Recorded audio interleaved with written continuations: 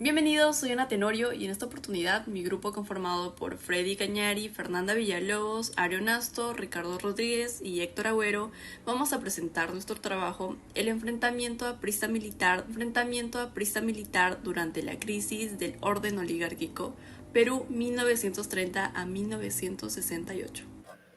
Yo empezaré con la problemática, el cual es sobre la crisis mundial de 1930, la que afectó a la economía del país. La caída de la bolsa de valores generó un revuelo en todo el mundo.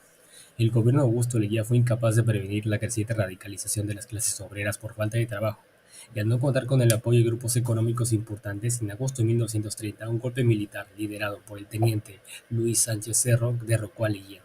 Este cambio trajo consigo la aparición de partidos populares que se centraban en las masas, impulsados por un aumento en la educación. El APRA, fundado por Víctor Raúl Haya de la Torre, era un partido político que defendía el antiimperialismo, los derechos laborales y el descentralismo, y que contaba con un masivo apoyo del pueblo. En esta oportunidad abordaremos los enfrentamientos entre el APRA y los militares. Marcado por la decadencia del modelo oligárquico que había dominado la política peruana desde finales del siglo XIX hasta principios del siglo XX. El poder estaba concentrado en una élite terrateniente y exportadora que controlaba tanto la economía como la política del país. Sin embargo, desde la crisis económica de 1929, el modelo comenzó a desmoronarse por diversas razones. Una crisis económica global que afectó gravemente las exportaciones peruanas que dependían de productos como el azúcar y el algodón. También una modernización y urbanización que es un surgimiento de nuevos actores sociales como la clase medio urbana y los sindicatos de trabajadores. También hubo una emergencia de movimientos políticos antioligárquicos, entre ellos el APRA, que fue fundado en 1924 por Víctor Raúl Haya de la Torre, que abogaba por una transformación radical del orden social y económico. Durante las elecciones de 1931 se dio una enfrenta electoral importante, porque el APRA, de tendencia izquierdista, con Aya de la Torre, que buscaba hacer un cambio tanto económica y socialmente contra la Unión Revolucionaria de Sánchez Cerro, que era apoyada a su vez por la oligarquía conservacionista, Aya de la Torre, abanderado por el APRA y de las clases populares, empleó un discurso agresivo a favor de la lucha de las clases sociales y del antiimperialismo. Sánchez Cerro venía victorioso, ya que fue el defensor contra la dictadura del Guía, siendo este último elegido presidente de la República. Sin embargo, el ambiente político continuaba tenso y la violencia se convirtió en un componente recurrente de la contienda electoral. Los enfrentamientos entre apristas y sanchezerristas marcaron una etapa de agitación social que se extendería en los siguientes años, llevando incluso a intentos de golpe de Estado y persecuciones políticas. A medida que ambos bandos radicalizaban sus posturas, el país se sumió en una profunda crisis institucional.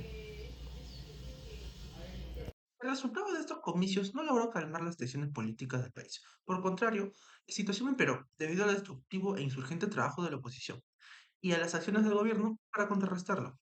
Un año después, en medio del enfrentamiento entre apristas y efectivos militares, el Congreso aprobó una ley que permitía al gobierno de Sánchez Cerro el recorte de las libertades políticas.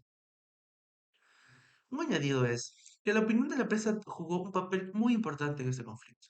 El periódico más antiguo e influyente del Perú, El Comercio, tuvo un papel sumamente importante, ya que se ubicó en el centro de la campaña negativa contra el APRA.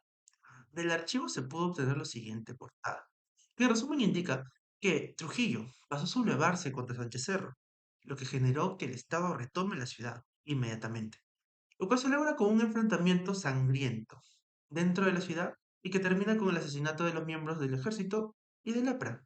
Como consecuencia, el miedo fue aumentando desde entonces, ya que ciertos sectores oligárquicos no sabían lo que los apristas podían hacer si es que estos llegasen a gobernar el país. El 6 de marzo de 1931. Cuando Sánchez Ser se dirigía a una iglesia ubicada en Miraflores, José Melgar, militante aprista, armado con una pistola, disparó varios tiros en la espalda de Sánchez Ser.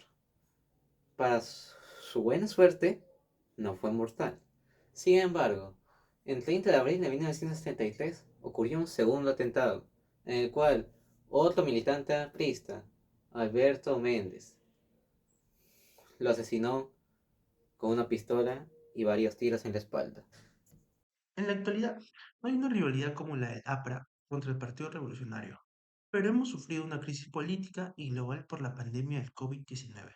Además, Perú enfrenta conflictos internos políticos, como protestas hacia los mandatarios, generando ya la renuncia de un presidente. A su vez, los enfrentamientos entre partidos dentro del Congreso generaron que fuera este cerrado por no estar de acuerdo con el presidente electo.